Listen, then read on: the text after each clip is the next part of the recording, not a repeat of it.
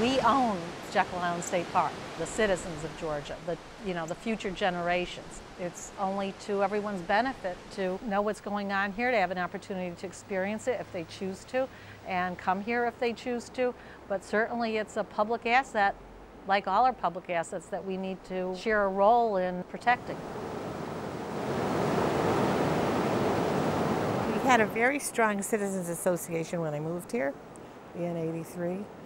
And it did the job that the initiative to protect Jekyll Island is doing now.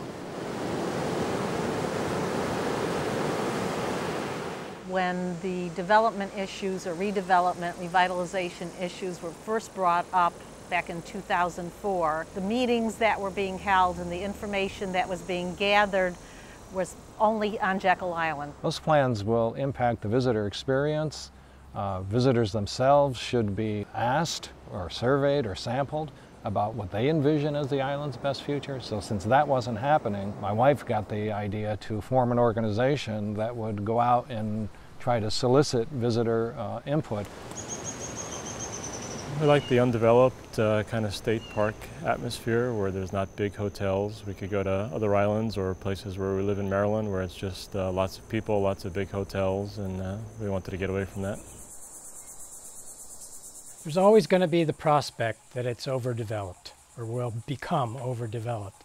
So I think those of us who care about the park's environment need to be aware that that could happen. We've been through one cycle of strong potential for that. Now we seem to be in a much better phase, but we need to keep our eyes open. I think Jekyll Island's kind of unique. It's hard to find places that aren't so overdeveloped along the coast and along the beaches, and sort of the marshy effect as you're coming over.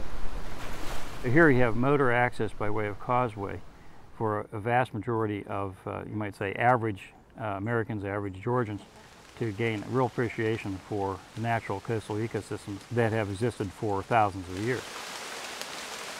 We think that's critical in developing appreciation for those systems and support of the laws and the budgeting necessary to keep them protected. I would be okay with a little bit of development, but not a lot. I think that the draw for this island is the fact that it's been kept in its natural state.